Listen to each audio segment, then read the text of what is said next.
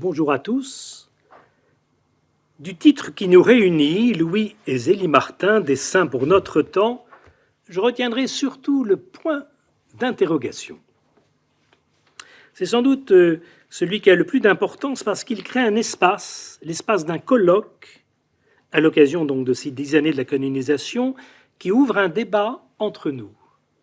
La question, la parole devra circuler, y compris par le temps des questions. Pour entrer dans le vif de ce sujet, cette proposition, donc les saints Louis et Zélie, une spiritualité familiale et sociale.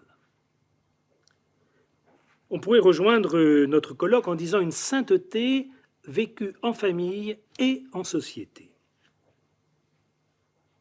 Dans l'immense foule des saints, dont le pape François insiste aussi qu'il y a...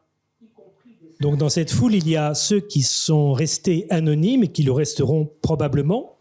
Et puis il y a ceux qui sont la partie visible de l'iceberg de la sainteté, ces saints reconnus, canonisés, dont font partie les époux Martin depuis donc une dizaine d'années.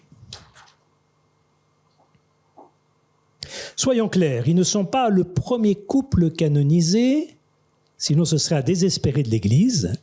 Ils sont le premier couple canonisé ensemble, en tant que couple.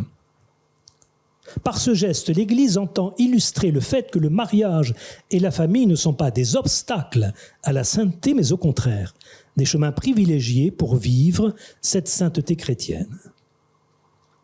Déjà, le cardinal Sareva Martins, venu ici à Alençon en 2008, ainsi qu'à Lisieux, disait « Louis et Zélie ont compris qu'ils pouvaient se sanctifier, non pas malgré le mariage, mais à travers, dans et par le mariage, et que leurs épousailles devraient être considérées comme le point de départ d'une montée à deux. »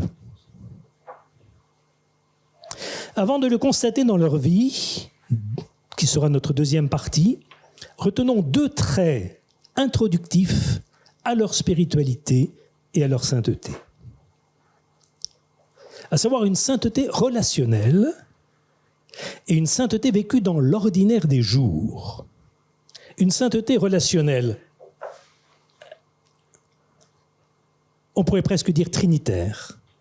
Avec les parents Martin, l'Église met l'accent sur la dimension interpersonnelle de la sainteté.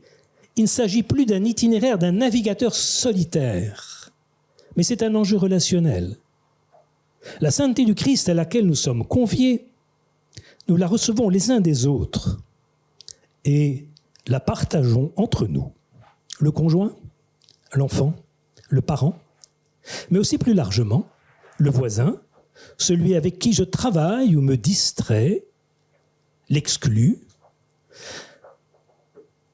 celui avec lequel je ne partage ni les opinions politiques, ni les convictions religieuses, devient aussi celui avec lequel et par lequel je suis invité à vivre la sainteté.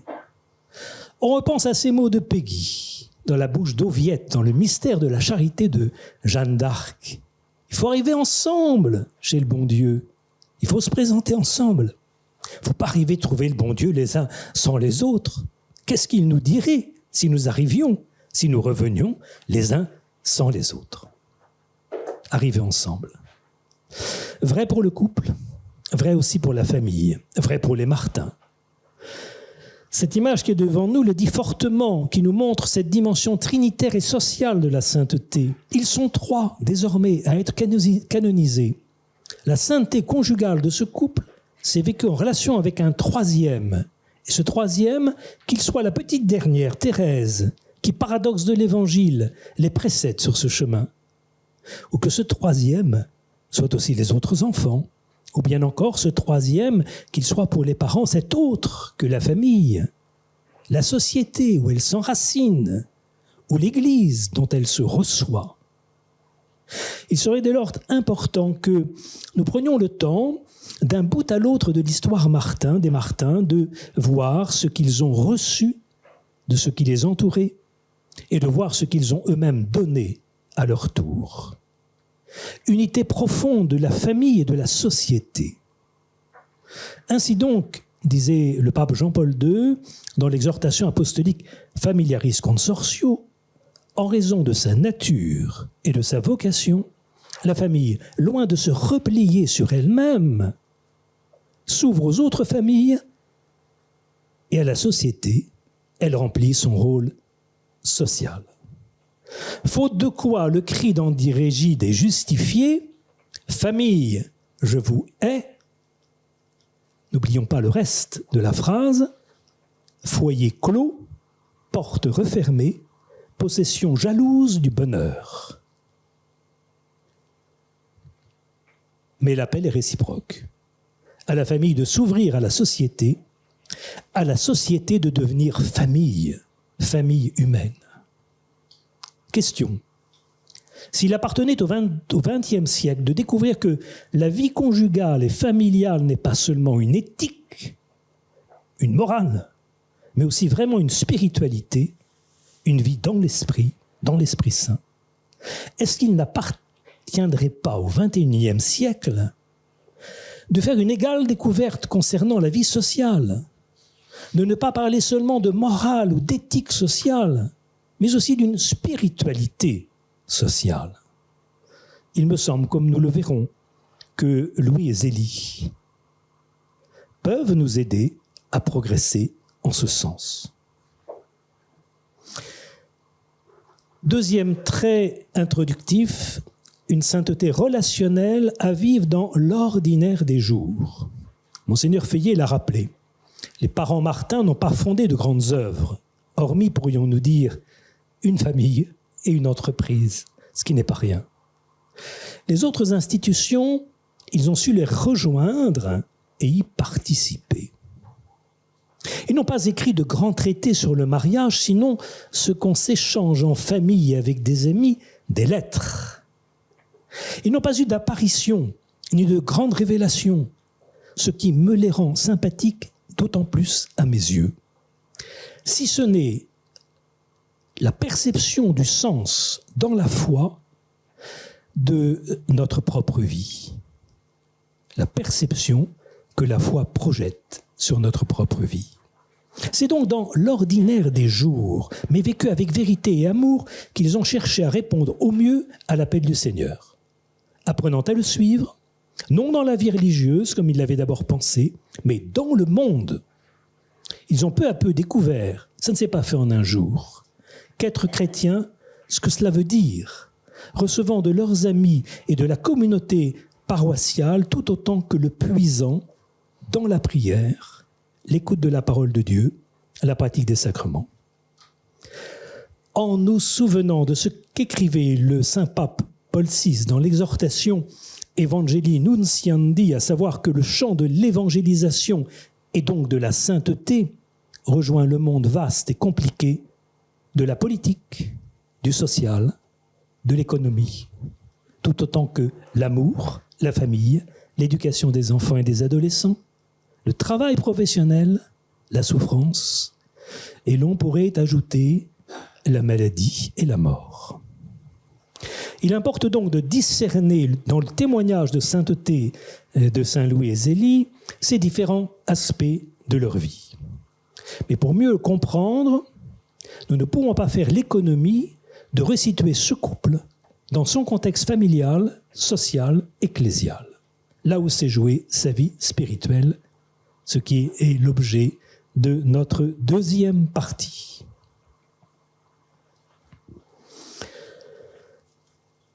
Nous l'inscrivons dans les 3 temps d'une vie, temps de l'orientation jusqu'à la rencontre, temps de la rencontre qui fait alliance, temps de l'offrande d'une vie en finale.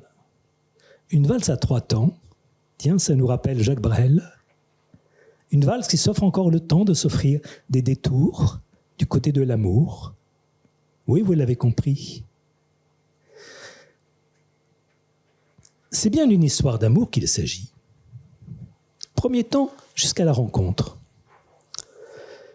Au printemps 1858, un événement se produit dans la petite ville d'Alençon, la rencontre sur le pont de Sarthe de Louis Martin et de Zélie Guérin, et la conscience de cette dernière que cet homme qu'elle croise est celui qu'elle a souvent demandé à Dieu dans sa prière.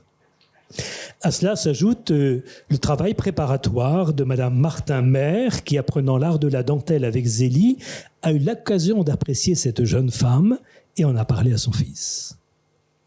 Il n'en reste pas moins que ce pont est celui de leur première rencontre, sur lequel désormais des couples aiment à venir renouveler le sacrement de leur mariage.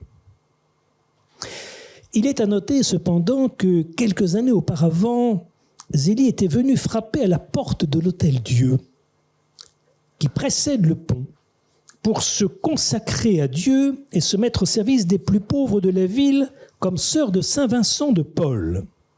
La supérieure avait cru percevoir que telle n'était pas sa vocation. Quelques dizaines de mètres seulement séparent la porte de l'Hôtel-Dieu qui s'est fermée sur le projet de Zélie du pont de la rencontre qui lui ouvre un avenir.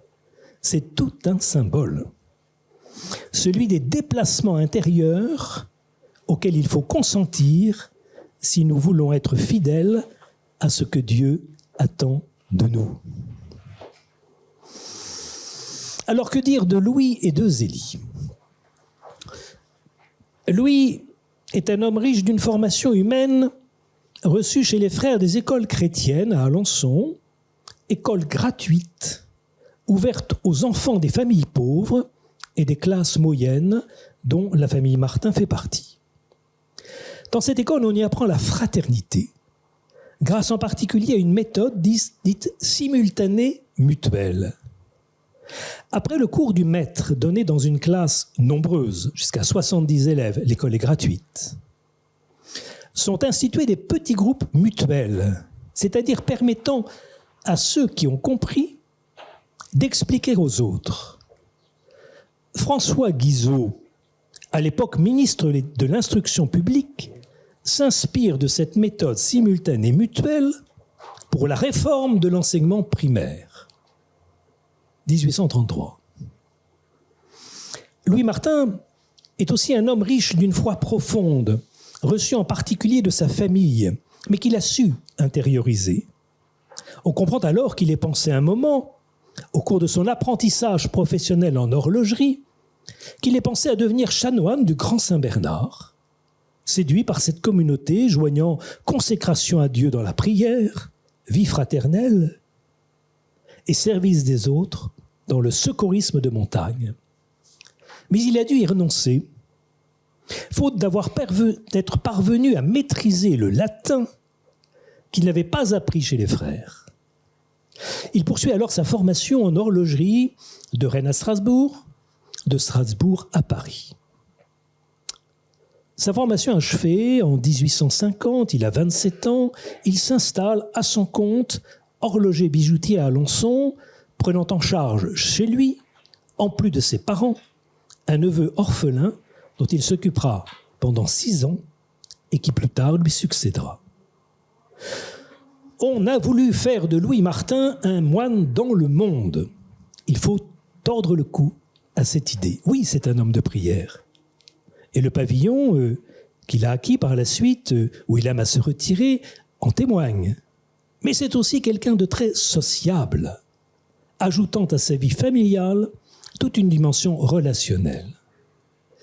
Il est en particulier très fidèle à un cercle d'amis, familièrement appelé cercle Vital Romé, du nom de son fondateur.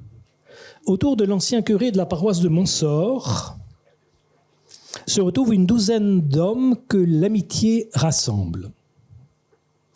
Dans un petit article de la revue La vie paroissiale de Saint-Pierre de Montsort, paru en 1913, il est dit de ces hommes, de ces membres du cercle, ils sont tous devenus des hommes remarquables, estimés dans l'administration, les affaires, le professorat du lycée ou de l'école normale, et tous sont demeurés des chrétiens convaincus et pratiquants.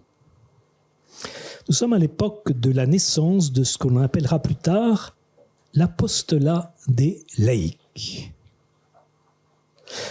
Certains d'entre eux trouvent là, dans ce cercle, le terreau de leur engagement au service des plus pauvres, comme Louis Martin qui rejoint la conférence de Saint Vincent de Paul, fondée à Alençon en 1847. Engagement à caractère confessionnel, tandis que d'autres, comme Vital Romé, font le choix de promouvoir la Société des secours mutuels des ouvriers d'Alençon, société non confessionnelle. C'est le grand débat de l'époque où la Révolution française ayant supprimé le droit d'association par la loi Le Chapelier, en 1791, il convient, par des caisses mutuelles, à fonder, de tirer de la précarité ceux qui, faute de famille pour les soutenir, sont conduits par la maladie, le chômage ou le grand âge à la misère. Ce sera vraiment une des œuvres importantes, aussi bien des conférences de Saint-Vincent-de-Paul que de cette société des secours mutuels des ouvriers d'Alençon. N'ayant pas vu pendant toutes ces années de célibat Louis Martin donner suite à des projets de mariage, comme d'ailleurs Vital Romé et quelques autres membres du cercle, qui resteront célibataires, certains dans le pays pensent qu'il a fait vœu de célibat. Au printemps 1858, sa rencontre avec Zélie Guérin donne un nouveau sens à sa vie. Quant à Zélie Guérin, ici, à gauche de la photo, de 8 ans plus jeune que Louis, nous retrouvons chez elle des traits de ressemblance, à savoir une formation analogue à celle de Louis chez les Sœurs de l'Adoration perpétuelle, rue donc de l'Ancrelle, dont les statuts précisent que cette congrégation s'inspire au plan scolaire de la pédagogie des frères des écoles chrétiennes, à savoir être des écoles de fraternité. Un deuxième trait aussi la rapproche de celui qu'elle rencontre, une foi profonde reçue de sa famille, à ceci près que chez les Martin, cette foi respire et un amour ose s'exprimer tant à l'égard de Dieu qu'en famille. Tandis que chez les Guérin, il n'en est pas ainsi, au point que Zélie avouera à son jeune frère Isidore, quelques années plus tard, « Mon enfance, ma jeunesse ont été tristes comme un linceul, car si ma mère te gâtait, toi, Isidore, pour moi, tu le sais, elle était trop sévère. Elle, pourtant si bonne, ne savait pas s'y prendre. Aussi, j'ai beaucoup souffert de cœur. » Cette éducation faite de rigueur janséniste et de préférence aurait pu générer de la jalousie, voire de la haine entre Zélie, Marie-Louise l'aînée et Isidore le cadet, et faire de cette famille un nœud de vipères, un panier de crabes. Le pire n'est pas toujours ce qui arrive. Les 3 enfants Guérin sont restés unis à la vie, à la mort. Quant à l'orientation de Zélie, ayant dû renoncer à se donner à Dieu au service des autres à l'Hôtel-Dieu d'Alençon, elle reçoit dans la prière l'appel intérieur à ouvrir une fabrique de dentelles. Elle ne le peut que soutenue par sa sœur aînée qui assure la commercialisation et la gestion, comme plus tard après son mariage le fera Louis Martin. Elle-même, en un temps record, maîtrise ce savoir-faire si raffiné du point d'Alençon qui, depuis 2010, le savez-vous peut-être, fait l'objet d'une inscription au patrimoine culturel immatériel de l'UNESCO. Elle sait aussi constituer une équipe autour d'elle qui obtient une médaille d'argent à l'exposition industrielle, agricole, artistique organisée à Alençon, 3 semaines avant son mariage. À 26 ans, elle maîtrise parfaitement une technique qui demande généralement 10 ans pour être acquise. Pour mémoire, la maison de la famille Martin, que vous connaissez, mais qui a commencé par être la maison de la famille Guérin, donc la maison de la jeunesse et des premières années professionnelles de Zélie, avant son mariage. Deuxième temps de leur vie, sous le signe de l'Alliance. 3 mois après leur première rencontre, Louis Martin et Zélie Guérin célèbrent leur mariage en l'église Notre-Dame d'Alençon dans la nuit du 12 au 13 juillet 1858. ne s'agit pas là d'une gravure de ce mariage, mais d'un autre qui s'est tenu à peu près à la même époque en l'église Saint-Roch de Paris. Pourquoi la montrer ? Parce qu'à l'époque, on se mariait encore sous le voile. Ça veut dire qu'après le consentement échangé, venant le temps de l'Eucharistie et de la bénédiction nuptiale, on accomplissait cette bénédiction sous le voile conjugal, comme ici représenté. Tandis que le prêtre bénit les conjoints, les témoins ou les neveux déploient sur le couple le voile conjugal. Un geste riche de sens que nous révèlent diverses peintures et gravures.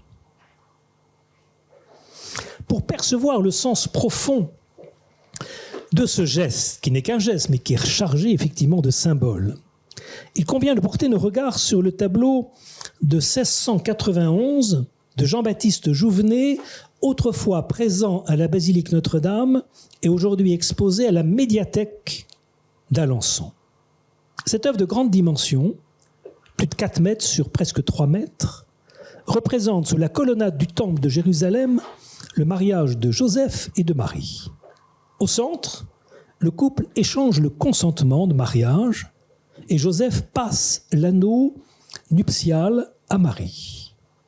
La scène s'inscrit dans un cercle dont les mains sont le centre. Mais le cercle entre à son tour dans un triangle formé par le grand prêtre qui, étendant les 2 mains dans un beau geste d'épiclèse, invoque l'Esprit Saint sur le couple, symbolisé, cet esprit, bien sûr, par la colombe vers laquelle il porte ses regards. Avec son voile huméral sur ses avant-bras, il accomplit le rite de la vellatio, formant comme une tente sur l'arche d'alliance que constitue le couple, lieu de la présence du Seigneur et de son amour. La colombe de l'esprit qui préside l'événement est la pointe d'un triangle isocèle qui couvre le couple et son prolongement dans sa vie familiale. Il est aussi la pointe d'un triangle qui s'étire équilatéral pour embrasser toute l'assemblée, symbolisant la vie de la famille en société. Tout est dit, tout est dit. À la question qui se pose déjà à l'époque de savoir qu'est-ce qui fait le sacrement de mariage ? Le consentement des époux ou la bénédiction du prêtre ? Jouvenet, bien conseillé pour accomplir son tableau, répond « les deux, mon général ». Étonnante œuvre qui donne à voir la grandeur du mariage, sa dimension conjugale et sa dimension sociale, comme les 2 versants d'un unique amour vécu sous la mouvance de l'Esprit Saint. Il s'agit dès lors pour le couple de recueillir avec soin les fleurs et les fruits répandus avec prodigalité par l'enfant. Le mariage devient alors tente de la rencontre avec Dieu et tente de l'hospitalité avec les frères. Une spiritualité donc familiale et sociale. De par leur sujet, Madame Agnès Walck et Madame Madeleine Gourcuff aborderont la dimension familiale et éducatrice de la famille Martin, son triangle isocèle. Aussi, je vais m'arrêter avec vous plus particulièrement sur la dimension sociale, le triangle équilatéral. J'ai mis là une photo de Léonie parce que je trouve très intéressant quand on va aborder le problème de la pauvreté, la manière de gérer la rencontre des autres et des exclus, de penser que quelquefois, et souvent, la pauvreté, elle se vit d'abord dans la famille. Nous en verrons quelques éléments, quelques échos à travers la personnalité de Léonie. Donc 4 thèmes, à l'égard des plus pauvres, à l'égard de la vie professionnelle, en politique et dans la vie ecclésiale. Je suis assez frappé en travaillant, vous voyez, cette dimension de la solidarité à l'époque à Alençon, de voir la pertinence de la société de Saint-Vincent de Paul que Louis est allé rejoindre. Les fondateurs de cette société, en 1847, ont écrit aux responsables à Paris en disant « De grâce, créez notre conférence à Alençon le jour de la Pentecôte, parce que ce que nous allons faire pour les plus pauvres, ça concerne l'Esprit Saint. Ça, c'était déjà la pointe du triangle équilatéral. Ils ne la connaissaient pas, mais ils avaient tout compris. Intéressant dans cette conférence, pas seulement les œuvres qui sont accomplies, mais les intuitions qui les soutiennent. 1. La dimension relationnelle de l'aumône. Frédéric Ozanam disait « Une aumône qui n'est pas réciproque, elle est violente. Entrez en relation avec ceux que vous voulez soutenir. » Chez les parents Martin, ça se concrétise de la manière suivante. Quand on vient secourir un pauvre sur le bord de la route, de la rue, on envoie la petite pour être à la hauteur de celui qui commande. Et puis on l'invite à venir à la maison. On crée une relation interpersonnelle, ou bien on va chez lui s'il l'accepte. Et puis pour que ça ne reste pas sans réciprocité, alors on demande aux familles, bénissez les enfants. Et à Lisieux, les familles pauvres venaient bénir les enfants de Louis Martin. C'était leur manière de répondre à l'aide matérielle qu'on leur accordait. De plus, on ne se contente pas de régler et de remédier aux conséquences de la misère, on en cherche les causes. Cours d'alphabétisation pour les élèves des frères des écoles chrétiennes, comme des rattrapages scolaires. Accueil des jeunes soldats là, dans les casernes de ce coin qui venaient suivre des cours d'alphabétisation. Constitution d'une mutuelle pour les ouvriers, qui n'a pas duré malheureusement très longtemps. Et puis des attitudes spirituelles. Regardez, ils avaient instauré la messe de la Sainte Famille pour permettre à des familles de constitutions sociales diverses de se retrouver autour du même autel, de créer une fraternité par l'Eucharistie. Et puis ça, c'est la famille tout entière, n'est-ce pas, de la famille Martin qui participe à cet esprit. S'il n'y a que Louis qui va à la conférence, on sent que le quotidien de cette famille est inspiré par ses intuitions. Zélie est tout autant attentive que son mari à cet accompagnement de cet homme que ton père avait rencontré à la porte de l'hôtel de France. Pendant 8 mois, on les voit se décarcasser pour que cet homme de 67 ans obtienne enfin le droit d'entrer avant l'âge à l'Hôtel-Dieu, où il trouvera enfin la paix.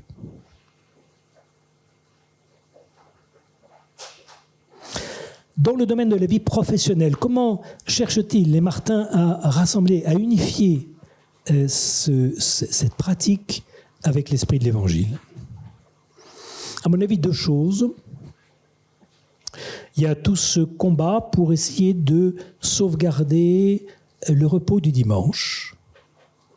On peut bien sûr y voir, et c'est l'été, ce souci de laisser à Dieu la place qui lui revient et d'avoir la possibilité, ne serait-ce que de pouvoir aller à la messe, ce que ne permettait pas celui qui travaillait en atelier le dimanche.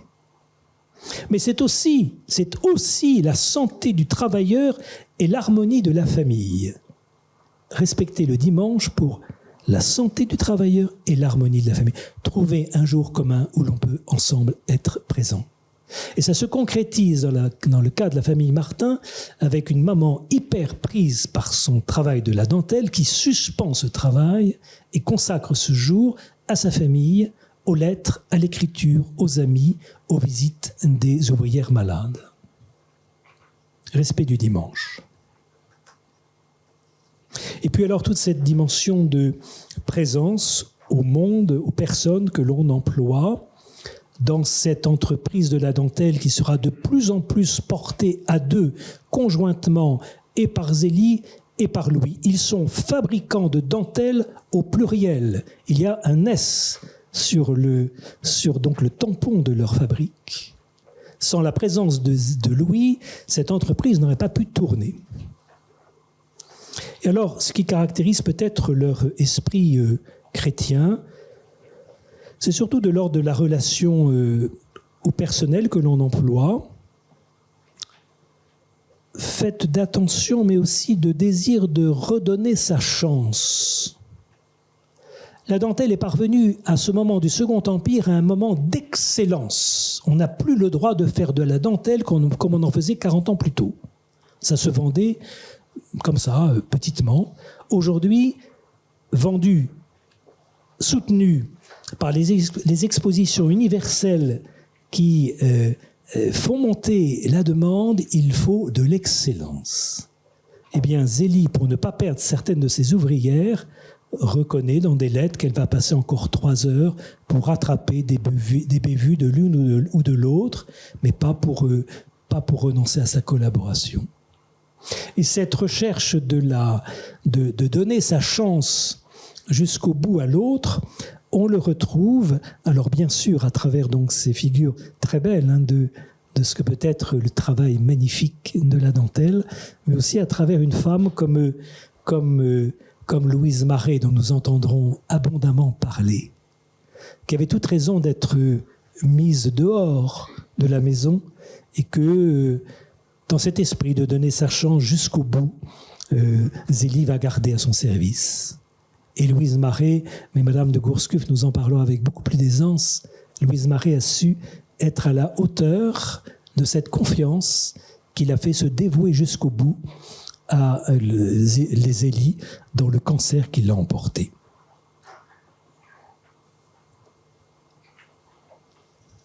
Pour ce qui est des dentelières, vous voyez, ce sont des femmes qui travaillent à domicile. Le coût de l'heure varie selon le degré de leurs compétences. Il y a 10 étapes différentes et bien sûr, celle qui commence la base ne gagne pas aussi cher que celle qui peaufine les décors. Mais on peut dire que l'ensemble de ces dentelières sont mieux payées que d'autres travailleuses à domicile, au point que l'on voit certaines parvenir à épargner et même à prêter de l'argent à d'autres. Mais leur situation demeure très précaire. Il faut reconnaître que, d'une part, l'acceptation, l'accueil des femmes dans cette fameuse société des secours mutuels des ouvriers de la ville d'Alençon, les femmes n'y seront accueillies qu'en 1902. Donc il y a quand même une grave disparité entre les soutiens qui sont accordés aux hommes et ceux qui sont accordés aux femmes. Et ça n'est que 10 ans après la mort de Zélie que l'on verra apparaître sur la place d'Alençon, chez un fabricant de dentelles, le tout début de la participation aux bénéfices de l'entreprise. Là-dessus, un boussicot à Paris, mais originaire de l'Orne, a contribué à faire avancer la réflexion. L'émergence de la conscience est toujours très lente. Et on sent que dans cette génération de la fin du 19e, des choses commencent à bouger. Mais donc j'imagine, Louis et Zélie n'avaient pas encore possibilité d'en percevoir comme la naissance. Politique et religion. Extrêmement intéressante cette cohabitation dans les milieux que fréquentent Louis et Zélie et surtout dans ce cercle vital romé de 2 grands courants qui vont entraîner une fracture au cœur du catholicisme. Il y a le courant libéral, étonnamment représenté dans ce cercle par le fondateur, Vital Romé lui-même, l'ami intime de Louis Martin, est un libéral.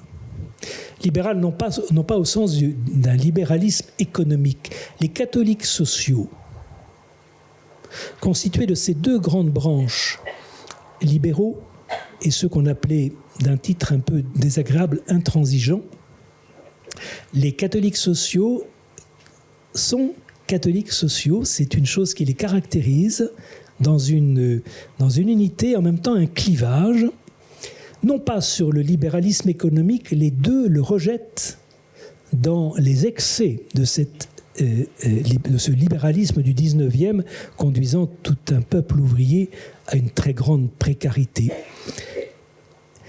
La pointe, c'est chez Ozanam, 1. Tout ce qui émerge, tout ce qui advient, n'est pas nécessairement contradictoire avec l'Évangile. La requête de liberté n'est pas contradictoire avec l'Évangile.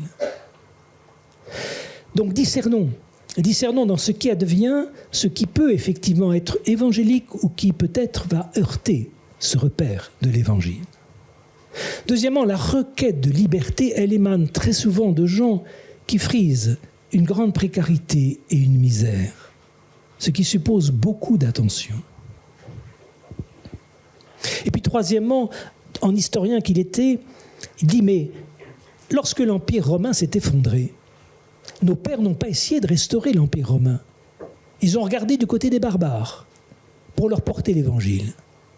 Alors le grand maître mot des libéraux, c'était, mais avec Ozanam, passons aux barbares. Allons rencontrer cette société qui advient, qui vient, qui arrive, pour leur annoncer Jésus-Christ.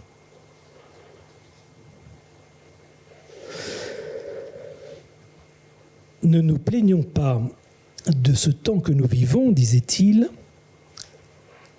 Apprenons-y principalement à défendre nos convictions, sans haïr nos adversaires, à aimer ceux qui pensent autrement que nous, à reconnaître qu'il y a des chrétiens dans tous les camps et que Dieu peut être servi aujourd'hui comme toujours. Intéressant, l'amitié entre Vital Romé et Louis était à la fois l'affrontement d'un libéral à l'égard d'un autre qui ne l'était pas, je vais en parler, mais aussi une amitié si forte et une foi si première que le clivage politique ne les a pas empêchés de rester non seulement des amis, mais que Zélie et Louis ont choisi Vital Romé comme parrain de Céline et sa sœur Pauline, républicaine modérée chrétienne, républicaine modérée, comme marraine de Pauline. Avoir des lieux souhaités aux Anames où on peut, au nom d'une foi qui transcende nos clivages, nous rencontrer, nous affronter. La nièce de Vital Romé dit « ça discutait fort entre mon oncle Vital et puis son très bel ami et vieil ami Louis Martin. Ça discutait, mais il y avait quelque chose de transcendant. » Quant au courant plus enfin moi j'avoue que j'aime pas trop le mot d'intransigeant, parce que intransigeant ça veut dire on ne transige pas avec la Révolution française. Louis était beaucoup plus souple sur ces questions, mais c'était l'idée de dire n'oublions pas que la Révolution nous a fait quand même beaucoup souffrir. La famille Martin et Guérin ont été marqués par un oncle prêtre réfractaire qui a été déporté à l'île de Ré. Et chez les Martins, c'est pareil. On n'oublie pas cette opposition radicale à la foi. Et on craint peut-être qu'en laissant trop de place à certains courants, finalement, on marginalise la foi chrétienne. Mais il faut reconnaître, sans le percevoir chez les Martins, qu'il y a quand même un romantisme chrétien dans ce courant qui idéalise le passé. La société inégalitaire médiévale, avec ses corporations, devient ce qu'on rêve de restaurer au XIXe. On est beaucoup plus tourné vers un regard s'orientant vers le passé que vers cet avenir ou ce présent qui est en train d'advenir.